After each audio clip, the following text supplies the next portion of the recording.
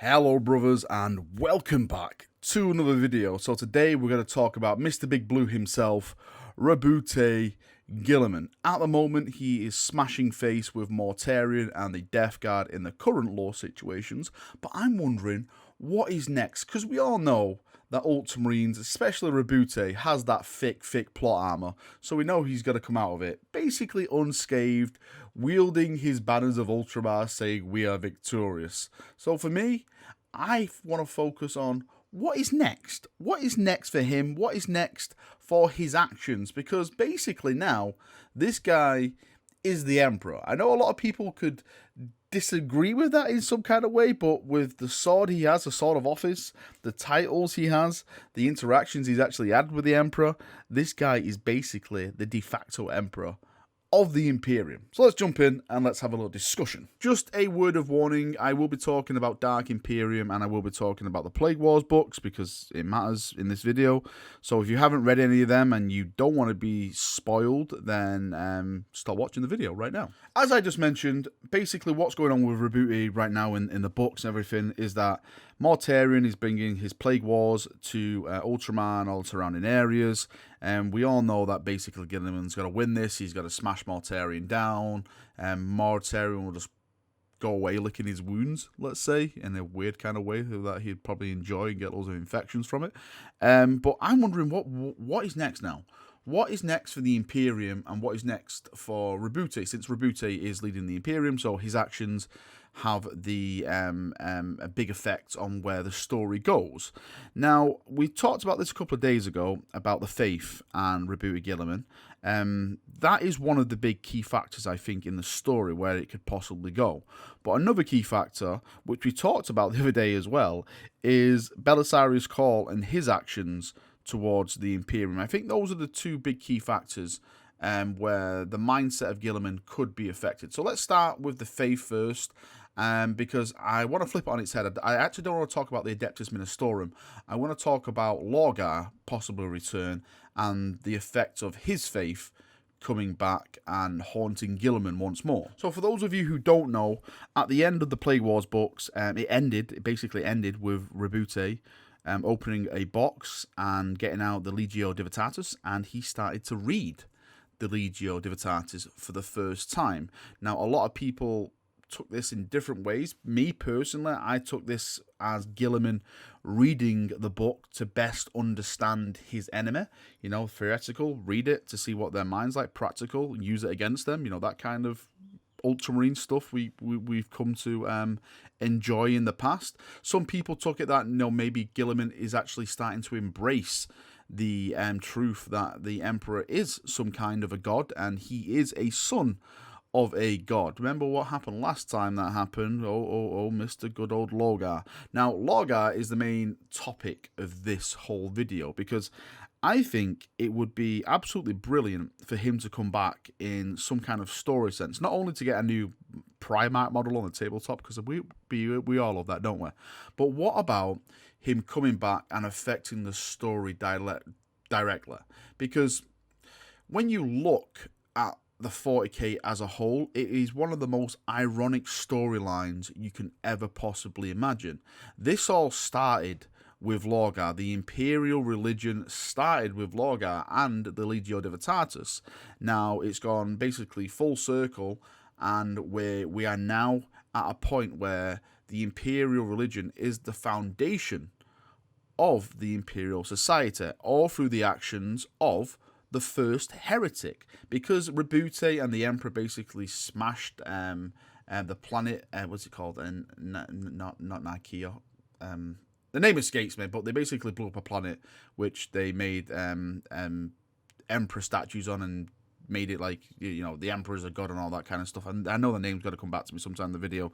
But that planet was smashed, and ever since then, Lorgar's path has been broken, and he was basically led down the dark path into the depths of chaos, because all Lorgar ever wanted was the truth. It's kind of a tragic story with Lorgar, but not too tragic because he's a bit of a cunt.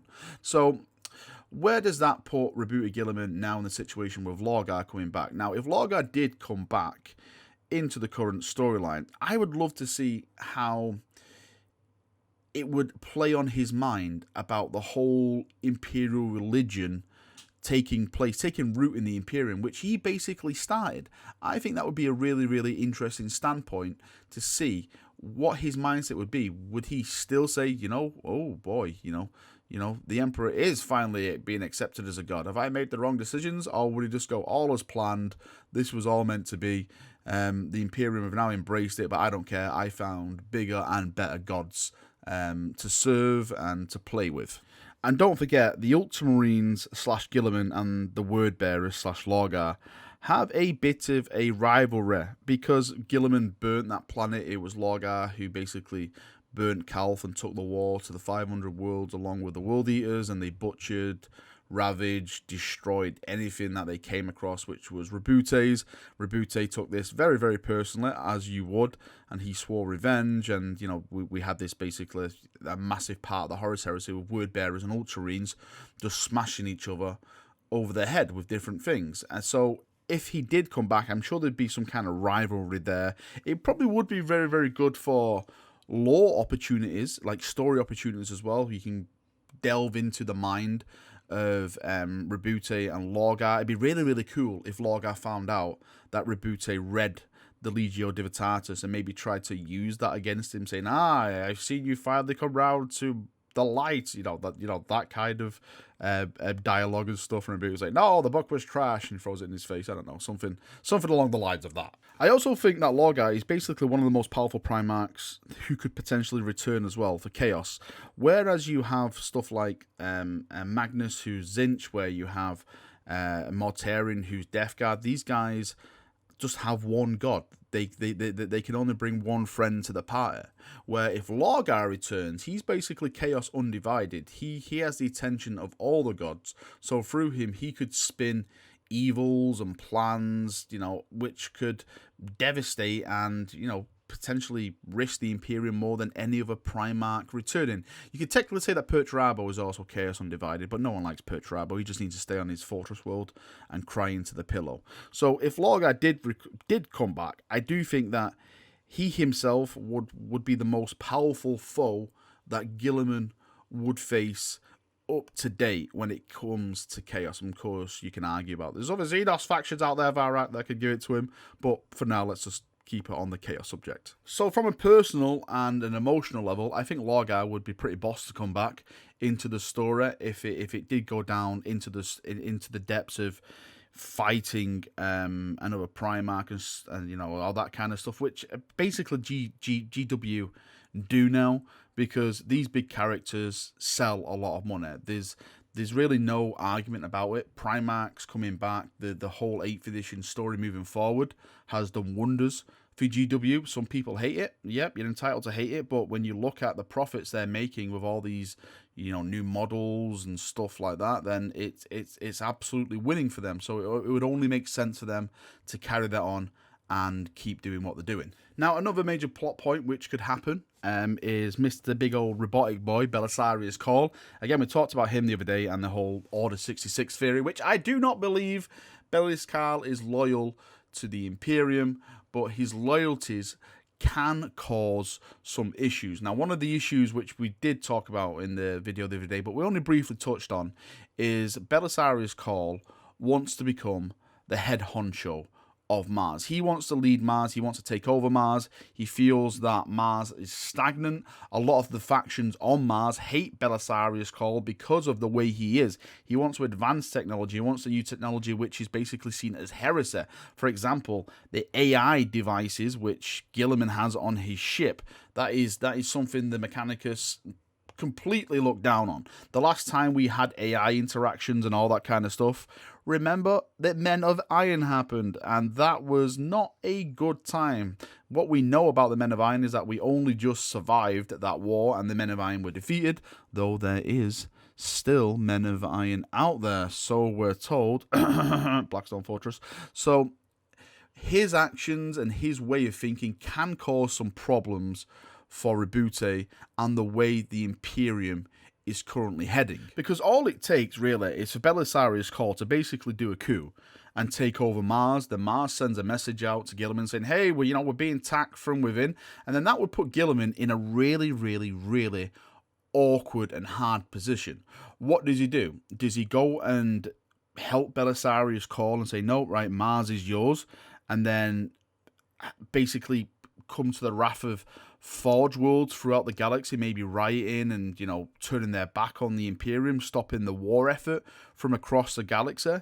Or does then he go and help Mars, rout out Belisarius Call, and possibly turn one of the most powerful allies you could have into someone who is your enemy? Because don't forget, Belisarius Call made the Primaris. He made all the weapons, the tanks, everything that's happened with the Primaris is down to Belisarius Call.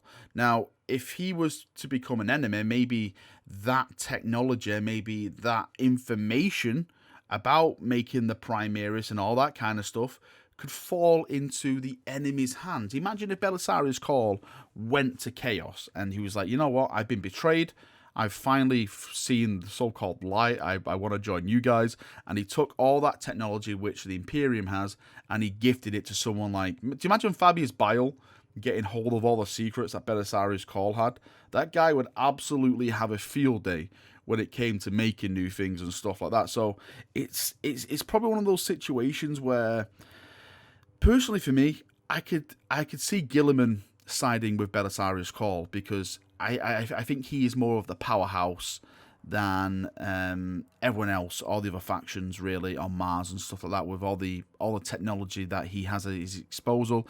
His forward thinking, yes, as we just discussed, is going to be a bit of a problem, but I do think that he could control it, he could handle it, and he could advance Mars and the Imperium in a good way. But you just have to have the control. You don't want to fly too close to the sun and burn your wings. It's baby steps, baby steps, because if you take the big leaps before you can walk, that is when you fall. Now, another tricky situation which could arise is Belisarius Call could start producing Primaris Marines from the gene seed of the traitors.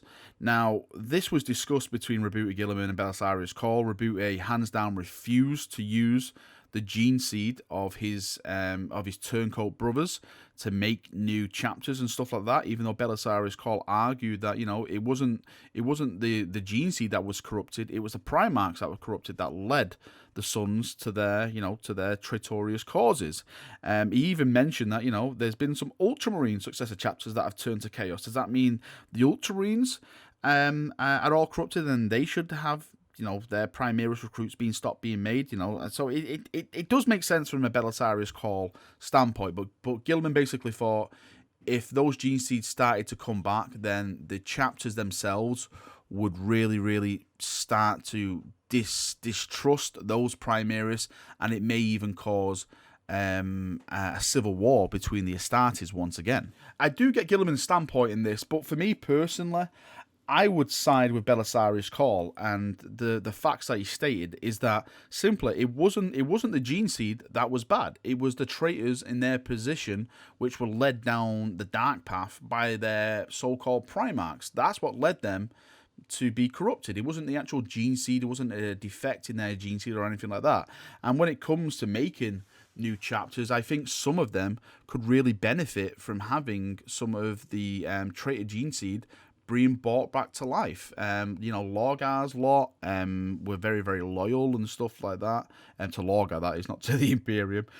Even though I hate the Iron Warriors and the Death Guard and all that kind of stuff, I do see that if you brought that gene seed back, maybe they could help the Imperium fortify and, you know, maybe, you know, shake hands with the Imperium. How cool would that be if the Iron Warriors, the gene seed sons of the Iron Warriors and the Imperial Fist actually became friends, and they actually didn't know about, like, they didn't know, like, it was the Iron Warrior gene seed, and they became BFFs. I think that'd be a really cool story, and they found out at the end, and they were like, wait, what is this?